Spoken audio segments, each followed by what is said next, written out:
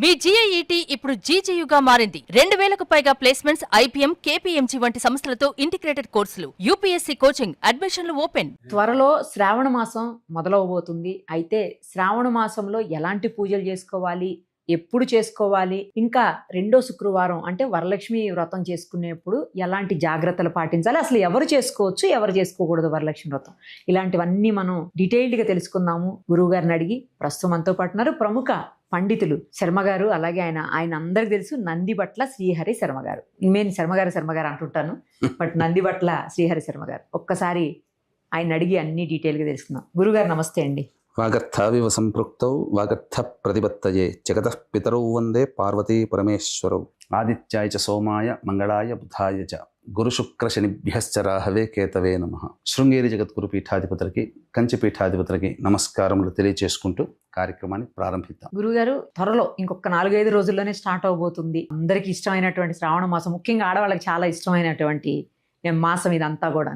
So ఈ శ్రావణ మాసంలో అసలు ఎవరికి పూజ చేయాలి, ఏ అమ్మవారికి పూజ చేస్తే బెటర్ ఉంటుంది, అందరికీ మంచి జరుగుతుంది, తర్వాత ఎప్పుడు చెయ్యాలి, రెండో శుక్రవారం లేదా వరలక్ష్మి వ్రతాన్ని అందరూ చేసుకోవాలా, లేకపోతే కొత్తగా పెళ్ళైన వాళ్ళు ఆ ఒక్క సంవత్సరం మాత్రమే చేసుకుంటారా? ఎందుకంటే కొన్ని ఏరియాస్లో అలాంటి సాంప్రదాయం ఉంది గురువు గారు. గమనించుకున్నట్లయితేనమ్మా, శ్రావణ మాసం అనేటువంటిది మనకు 13వ తారీఖు రోజు నుంచి ప్రారంభమవుతుంది. గురువారంతో ప్రారంభమవుతుంది. పైగా ఆధ్యాత్మికకి ఆనవాలమైనటువంటి నక్షత్రాలలో కేతు నక్షత్రం అయినటువంటి మఖా నక్షత్రంలో ఇది ప్రారంభమవుతుంది. కాబట్టి శ్రావణ మాసము అనంటే యవ్వన మాసముగా చెప్పబడింది. 12 మాసాలలో శ్రావణ మాసం యవ్వన మాసంగా చెప్పబడి ఉంది. ఎందుకు గురువు గారు అట్లా? అంటే ఉగాది నుంచి వసంత ఋతువు ప్రారంభమవుతుంది కదా, అప్పుడప్పుడే అన్ని ఆకులు రాలి చిగురిస్తుంటాయి. ఈ శ్రావణ మాసానికి అన్ని చెట్లు కూడా మంచి పత్రములతో, ఆకులతో నిగనిగలాడుతూ కొత్తగా కళకళలాడుతూ కనిపిస్తుంటాయి. అందుకనే యవ్వన మాసముగా చెప్పబడింది. అంటే దీన్ని ఎలా అర్థం చేసుకోవాలి? ఈ శ్రావణ మాసంలో మనం ఏ సంకల్పం చేసుకొని మన ఇష్టదేవత ఆరాధన కనుక చేస్తే, ఇప్పుడు యవ్వనంలో ఏ పనైనా మనిషి చేయగలుగుతాడు. అలాగే యవ్వన మాసం ఈ మాసంలో సంకల్పం చేసుకుని దేవతానుగ్రహాన్ని పొందితే అతి శీఘ్రంగా మన సంకల్పం నెరవేరుతుందని ఉద్దేశించడానికి ఈ యొక్క మాసానికి యవ్వన మాసముగా చెప్పబడి ఉంది. అలాగే మీరు అడిగినట్టుగా శ్రావణ మాసం అనేసరికి చాలా మందికి గుర్తుకొచ్చేటువంటిది మంగళ గౌరీ వ్రతాలు, అలాగే టపిక్కున వరలక్ష్మి వ్రతం. కానీ యుగ యుగాల నుంచి కూడా ఈ 2 దేవతా ఆరాధనలతో పాటుగా ప్రప్రథమముగా ఈ యొక్క ఈశ్వర ఆరాధన ఈ శ్రావణ మాసానికి కేటాయించబడింది. పార్వతీ అమ్మవారు పరమేశ్వరులతో ఒకసారి సంవాదంలో ఉండగా ప్రశ్నలు అడుగుతూ ఉంటే, స్వామి మీకు ఏ మాసం అంటే ఎక్కువగా ఇష్టం అని అడగగానే టపీమని శ్రావణ మాసం అని చెబుతాడు. మన దగ్గర వరలక్ష్మి వ్రతాలు ఎక్కువగా ఆచరిస్తారు, కానీ నార్త్ సైడ్ కనుక మీరు వెళ్ళినట్లయితే ప్రతి ప్రాంతంలో కూడా కావడి పెట్టుకొని బంబం భోలేనాథ్ అనుకుంటూ వెళతారు. వాళ్ళ ఇంటిలో చెరువులో కానీ, దగ్గరలో బావిలో కానీ, ఇంట్లో కానీ శుద్ధమైన నీరుని కావడిలో పెట్టుకొని పాదయాత్ర చేస్తూ దగ్గరలోని ప్రముఖ శైవ క్షేత్రానికి పిల్ల పాపలతో కూడా వెళ్ళి ఆ స్వామిని దర్శించుకుని ఆ తెచ్చుకున్న నీటితో ఆ ఈశ్వరునికి అభిషేకం చేసి తిరిగి మొక్కు చెల్లించుకొని ఇంటికి వస్తారు. ఇలా మొక్కు పెట్టుకొని శ్రావణ మాసం అంతా కూడా చేస్తారు. నార్త్ సైడ్లో మనకు ఆషాఢ పౌర్ణమి నుంచి అక్కడ వాళ్ళకి శ్రావణ మాసం ప్రారంభం అయిపోయింది కూడా. శ్రావణ పౌర్ణమితో వాళ్ళకి సమాప్తం అవుతుంది శ్రావణ మాసం, మనకు అమావాస్య వరకు. ఇక గమనించుకున్నట్లయితే ప్రధానంగా ఈ యొక్క శ్రావణ మాసము 13వ తారీఖు రోజున ప్రారంభమవుతుంది. కాబట్టి చాలా మందికి ఉండేటువంటిది ఎప్పుడు శుభ్రం చేసుకోవాలి, ముందు రోజు అమావాస్య వచ్చింది, తర్వాత ఆ ముందు రోజు చూస్తే మంగళవారం అయింది, చేసుకోవచ్చా లేదా, సోమవారం నాడు మరి 2 రోజుల ముందర ఎవరు చేసుకోరు కదా. కాబట్టి ఈ సంబంధించినటువంటి బూజు దులుపుకోవడం ఇవన్నీ కూడా సోమవారం నాడు చేసుకోవచ్చు. కానీ శాస్త్రంలో ఏం చెప్పబడింది అంటే, చుక్కల అమావాస్య అయినటువంటి ఆషాఢ అమావాస్య రోజున పాత ప్రమిదలు, ఇత్తడి ప్రమిదలు, వెండి ప్రమిదలు, వెండి వస్తువులు పూజకు సంబంధించి అవన్నీ కూడాను 12వ తారీఖు రోజున శుభ్రపరచుకోమని చెప్పబడి ఉంది. 12వ తారీఖు రోజున గ్రహణం ఉంది, మన భారతదేశంలో కనిపించదు. కనిపించిన గ్రహణానికి ఎటువంటి ఆచార నియమాలు పాటించాల్సిన పని లేదు. కాబట్టి నిరభ్యంతరంగా 12వ తారీఖు రోజున మనం ఈ కార్యక్రమాలు కనుక వస్తువులు కడుక్కోవడాలు చేసుకోవచ్చు. ఇక ఉదయాన్నే లేచి కాలకృత్యాదులు తీర్చుకొని ఇల్లంతా కూడాను మళ్ళీ ఒకసారి చీపురుతో ఇల్లంతా కూడాను ఊడ్చిన తర్వాత అప్పుడు చక్కగా ఒక బకెట్ నీటిలో గళ్ళ ఉప్పు, ఏదైనా దేవతా నదికి సంబంధించి గంగాజలం కానీ, కృష్ణా, గోదావరి, నర్మదా నది నీరు వేసిన తర్వాత అందులో కొద్దిగా పసుపు, అలాగే కుంకుమ పువ్వు, జాజికాయ, జాపత్రి, ఇలాచి పొడి ఇవన్నీ వేసి పూర్తిగా కలియబెట్టేసేసి కరిగిపోయిన తర్వాత పొడి బట్ట తీసుకొని నీటిలో ముంచి ఇల్లంతా కూడాను శుభ్రంగా తుడుచుకోవాలి. పూజా మందిరాన్ని కూడా శుభ్రంగా తుడుచుకోవాలి. అదే నీటితో పూజ సంబంధించినటువంటి విగ్రహాలు కానీ పటాలు కానీ శుభ్రంగా తుడిచిపెట్టుకొని కొత్తగా వచ్చేటట్టుగా చూసుకొని చక్కగా అలంకరణ చేసి పెట్టుకోవాలి. పూజకి రెడీగా పెట్టుకోవాలి. ఇక తదనంతరం ఆ యొక్క ఇంట్లో ధూపం వేయాలి. ఎత్ర శుచి తత్ర దేవతాహ. కాబట్టి శుచి శుభ్రత ఉంటే దేవతాశక్తి. పైగా లక్ష్మీ అమ్మవారి ఆరాధన చేస్తున్నటువంటి రోజులు ఈ శ్రావణ మాసం కాబట్టి ప్రతిరోజు కూడా ఉదయము సాయంకాలం ధూపం వేయాలి. వేస్తే ఈ యొక్క నెగిటివ్ ఎనర్జీ అనేటువంటిది ఇంట్లో వెళ్ళిపోతుంది. ఉదయం సాయంకాలం ప్రతిరోజు కూడాను దీపారాధన చేయవలసిందే. అందులో ఏమాత్రం సందేహం లేదు. ఉషస్సు సమయంలో, సంధ్యా సమయంలో, అనగా ఉదయం పూట సూర్యుడు రాకముందు నక్షత్రాలు వెళ్ళిపోయి వెలుగున్న సమయంలో దీపారాధన, అలాగే సాయంకాలం కూడా సూర్యుడు వెళ్ళిపోయి చీకటి పడకముందు వెలుతురుండే సమయంలో దీపారాధన చేయవచ్చు. ఈ దీపారాధనలో శ్రావణ మాసంలో పంచతైల దీపారాధన కూడా చెప్పబడి ఉంది.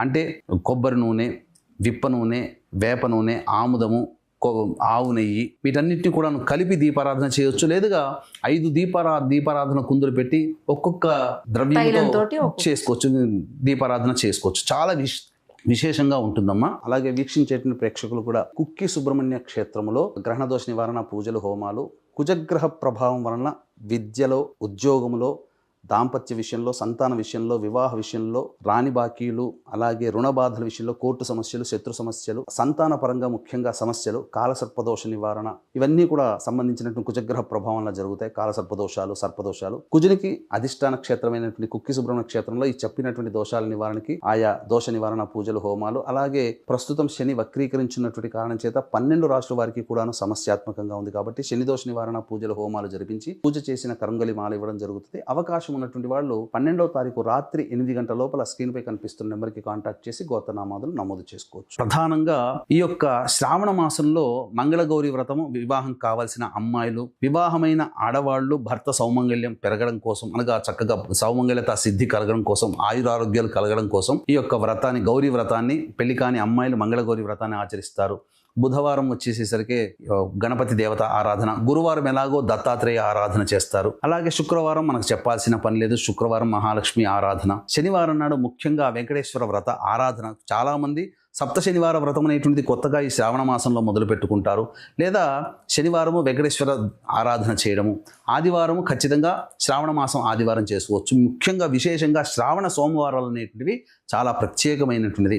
అవకాశం ఉంటే కనుక ఆదివారము, సోమవారము మరియు శుక్రవారం ఈ 3 రోజుల పాటు ఈ నెలలో ప్రధానంగా శ్రావణ మాసంలో ధూమపానం, మద్యపానము, మాంసాహారము, అలాగే దాంపత్యము విసర్జించాలి. నెల రోజుల పాటు కనుక ఖచ్చితంగా ఉండగలిగితే అన్ని దురలవాట్లు పక్కకు పెట్టి నిష్టగా గనక ఉండి ప్రతిరోజు కూడాను ఉదయం లేచిన దగ్గర నుంచి రాత్రి పడుకునేంత వరకు కూడా శివాయ నమః, శివాయ నమః లేదా నమశ్శంకరాయ, నమశ్శంకరాయ అంటూ జపం చేసుకుంటూ ఉంటే పరమేశ్వరుడు ఆనందంగా ఉండి ఈ యొక్క శ్రావణ మాసంలో ఇచ్చేటువంటి ఫలితాన్ని, ఆ మానవుడికి కలిగే యోగాన్ని వర్ణించడానికి కవులకి సైతం కూడా మాటలు రావు అని అతిశయోక్తి కాదమ్మా. కాబట్టి ఈశ్వరానుగ్రహం చాలా అతి శీఘ్రంగా ఈ యొక్క శ్రావణ మాసంలో కలుగుతుంది. అందరూ కార్తీక మాసం అంటారు, కానీ శ్రావణ మాసమే చాలా గొప్పదైనటువంటిది, ఈశ్వరానుగ్రహాన్ని ప్రసాదించేటువంటిది. ఇక ప్రధానంగా ఏకాదశి, చతుర్దశి తిథులలో వంకాయ తినకూడదు. ఈ శ్రావణ మాసంలో అసలు వంకాయ కూర తినకూడదు, నిషిద్ధం శ్రావణ మాసానికి. ఇలా ఈ విధంగా చక్కగా చెప్పబడి ఉన్నటువంటిది. ప్రధానంగా శ్రావణ సోమవారాలు చక్కగా ఈశ్వరారాధన చేస్తే వివాహం కావాల్సినటువంటి అబ్బాయిలు, అమ్మాయిలకి అతి శీఘ్రంగా వివాహం కలుగుతుంది. ఎందుకు తినకూడదు గురువుగారు వంకాయ? అంటే దీంట్లో సైన్స్ అనేటువంటిది జోడించి ఉందమ్మా. అంటే ఎక్కడ కూడా నేను చాలా మటుకు దీని విషయం తెలుసుకున్న తర్వాత అనేక చోట్ల నేను పరిశీలించాను, కానీ నాకు దీనికి సంబంధించినటువంటి విషయం మనకు ఎక్కడ చెప్పబడలేదు. కానీ సైన్స్ ప్రకారంగా ఆలోచిస్తే ఈ వంకాయ, గోంగూర లాంటివన్నీ కూడా ఎలర్జీని పెంచేటువంటి. కాబట్టి ఆషాఢ మాసంలో గ్రీష్మ ఋతువు ఉండి శ్రావణ మాసానికి వర్ష ఋతువు ప్రారంభమవుతుంది. ఈ ఆషాఢ శ్రావణ మాసానికి సంధికాలంలో వర్షాలు పడిపోయి శరీరంలో ఉష్ణోగ్రతలు మారుతుంటాయి. వేడి నుంచి కొద్దిగా చల్లదనానికి వచ్చేసరికి ఇన్బ్యాలెన్స్ అవుతుంది మానవ దేహం. కాబట్టి అతిగా ఇచ్చేటువంటి, అనగా ఈ ఎలర్జీని సూచించేటువంటి వంకాయ తిన్నారనుకోండి, శరీరంలో వాతావరణం ప్రకృతి పరంగా జరిగే మార్పులకి శరీరం తట్టుకోలేదని నిషేధం చేసి ఉండవచ్చు మన మహర్షులు. అంతేలే సార్. ఆ విధంగా గురువుగారు నేను ఒకటి అడిగాను మిమ్మల్ని, కొంతమంది పెళ్ళైన మొదటి సంవత్సరం మాత్రమే వరలక్ష్మి వ్రతం చేసుకుంటారు, అంటే మిగతా సంవత్సరాలు చేసుకోరు, కొన్ని ఏరియాస్ ప్రకారం అంటే వాళ్ళకున్న సాంప్రదాయం ప్రకారం అడిగాను. అలాగే చేసుకోవాలా లేకపోతే ప్రతి శుక్రవారం చేసుకున్నా మంచిదైనా ప్రతి సంవత్సరం? ఎవరైనా కానీ ఈ సంబంధించినటువంటిది ప్రధానంగా కొంతమందికి ఆనవాయితీ లేని వాళ్ళు చేసుకోరమ్మా. కానీ చక్కగా ప్రతి సంవత్సరం చేసుకోదలిస్తే చేసుకోవచ్చు. కొత్తగా పెళ్ళైనటువంటి వాళ్ళు లక్ష్మీ ఆరాధన ఎందుకు చేస్తారనంటే ఇంట్లో భోగభాగ్యాలు చక్కగా అభివృద్ధి చెందాలనే ఉద్దేశము. కానీ ముఖ్యంగా వివాహమైనటువంటి ఆడవాళ్ళు మొదటి సంవత్సరంలో పట్టేటువంటిది ఎక్కువగా మంగళగౌరి వ్రతం అమ్మ. 5 సంవత్సరాల పాటు పట్టుతారు. మంగళగౌరి వ్రతాన్ని ఆచరించినట్లయితే ఖచ్చితంగా 5 సంవత్సరాల పాటు ప్రతి సంవత్సరం ఈ శ్రావణ మాసంలో మంగళవారం రోజున ఈ యొక్క మంగళగౌరి వ్రతాన్ని ఆచరించి ఈ 5 సంవత్సరాల లోపల ఎవరికైనా కానీ వివాహం అవుతున్నటువంటి అమ్మాయికి పుస్తెలు దానం చేయాలి.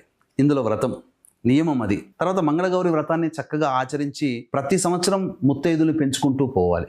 ఇలా చేసుకుంటూ వ్రతాన్ని ఆచరించినట్లయితే, నిర్విఘ్నంగా కనుక చేసినట్లయితే నిజంగా భర్త యొక్క ఆయుష్ పూర్వకాలంలో వివాహం అల్పాయుష్యుడైనటువంటి మానవులకి ఈ అబ్బాయిలకి దీర్ఘాయుషు కలిగినటువంటి మహిళలకి ఇచ్చి వివాహం చేసేవాళ్ళు. అంటే అమ్మాయి జాతకంలో భర్త సౌమంగళ్యం ఎక్కువగా ఉండాలి అనేటువంటిది చూసి, అలాగే ఈ వ్రతాన్ని ఆచరించిన మహిళకి భర్త ఎప్పుడు కూడాను చిరంజీవిగా ఉంటాడని మనకు వట సావిత్రి వ్రత విధానంలో సావిత్రి సత్యవంతుల కథలో మనకు తెలుస్తుంది. యముడి దగ్గరికి వెళ్ళి కూడా తిరిగి సంపాదించుకోగలిగినటువంటిది. కాబట్టి ఈ విధంగా చేయవచ్చు. శ్రావణ సోమవారాలు చేయవచ్చు, అన్ని విధాలుగా చక్కగా చేయవచ్చు. ఫైనల్లీ ఒక్కటి చెప్పండి గురువుగారు, ఇప్పుడు అంటే ముత్తైదులు కానివారు భర్త లేని వాళ్ళు కొంతమంది చెప్తా ఉంటారు ఈ పూజ చేయకూడదు అని అంటుంటే విన్నాను నేను, కానీ అది కరెక్ట్ కాదేమో అనిపించింది నాకు. మీరు చెప్పండి గురువు గారు. అంటే పూర్వ సువాసనులు అంటారు, భర్త లేని వాళ్ళు అని చెప్పి మనం ఎగతాళి చేయకూడదమ్మా. ఎందుకనంటే ప్రతి స్త్రీకి అనేక దశలు అనేటువంటివి ఉంటాయి. ఇప్పుడు భార్య లేని మగవాడికి కూడా ఒక దశే కదా. అంతే. కానీ మీరు గమనించుకున్నట్లయితే పార్వతీ అమ్మవారి యొక్క దశ మహావిద్యల రూపంలో చూసుకుంటే ధూమావతి రూపం ఉంది. ఆ అమ్మవారి స్వరూపం ఏంటి? విధవరాలైనటువంటి స్వరూపము. అంటే అమ్మవారే చెప్పింది నాలో ఒక స్వరూపమే ఈ యొక్క స్థితిరా, కాబట్టి మీరు నిందించకండి అని చెప్పేసి. కానీ చాలా మంది అనకూడదు, కానీ మన ప్రేక్షకుల్లో చాలా మంది విజ్ఞులు ఉన్నవాళ్ళు ఉన్నారు. కొంతమంది నేను చూసినప్పుడు బయట మనకు ఇంటికి వచ్చి పేరెంటాలు వచ్చి పిలుస్తారు, మొహమాటం కొద్దీ మీరు కూడా రండమ్మా అని అంటారు. తల్లినో అత్తయ్యనో పిలుస్తారు, వాళ్ళతో పాటు కోడలను కూతురును పిలిచినప్పుడు వాళ్ళు వెళతారు. అందరికీ ముందరగా ఆర్భాటంగా చేస్తూ వాళ్ళు బాధపడే విధంగా మాటలు మాట్లాడుకుంటూ కిలకిల నవ్వుకుంటూ అన్ని సంగతులు చెప్పుకుంటూ వీళ్ళని వచ్చేసరికి కొద్దిగా దూరం జరగండమ్మా, పక్కకు జరగండమ్మా అని చెప్పి వాళ్ళని ఏదో అంటరాని వ్యక్తిని చూసినట్టుగా ఆ పూర్వ సువాసనలు చూస్తుంటుంటారు. కనీసము వాళ్ళ కంటి ముందరనే అందరికీ ఆ విధంగా చేస్తూ ఆ యొక్క స్థితి చూసినప్పుడు పూర్వ సువాసనలు వాళ్ళు అనుభవించిన బాధ వాళ్ళకి తెలుస్తుందమ్మా. అయ్యో నాకు కూడా ముత్తైదుగా ఉంటే నాకు కూడా ఇటువంటి భాగ్యం కలిగేది కదా, నా భాగ్యాన్ని నోచుకోలేకపోయినని లోపల బాధపడుతుంటారు. ఆ బాధపడడానికి కారణం మనమే కదమ్మా. కాబట్టి అమ్మవారి దైవ స్వరూపాల్లో పూర్వ సువాసిని కూడా ధూమావతి రూపాన్ని చూపించింది. కాబట్టి వాళ్ళని ఏమాత్రం కూడా మనం ఇబ్బంది పెట్టకూడదు. వాళ్ళని కూడా సాధారణంగా గౌరవంగా ఆహ్వానించి ముత్తైదుకు పెట్టాల్సినటువంటి గాజులు పసుపు కుంకుమ వాళ్ళకి తాంబూలంలో పెట్టకుండా ఒక పండు చక్కగా ఇచ్చి వాళ్ళని సత్కరించవచ్చు. వాళ్ళకి సంబంధించినటువంటి రకరకాల రంగు చీరలు పెట్టకుండా వాళ్ళకి కూడా ఏదైనా కానీ చక్కటి నేత అయినటువంటిది ఒకే రంగు ఉన్నటువంటిది వాళ్ళకి పెట్టవచ్చు, తప్పు లేదమ్మా.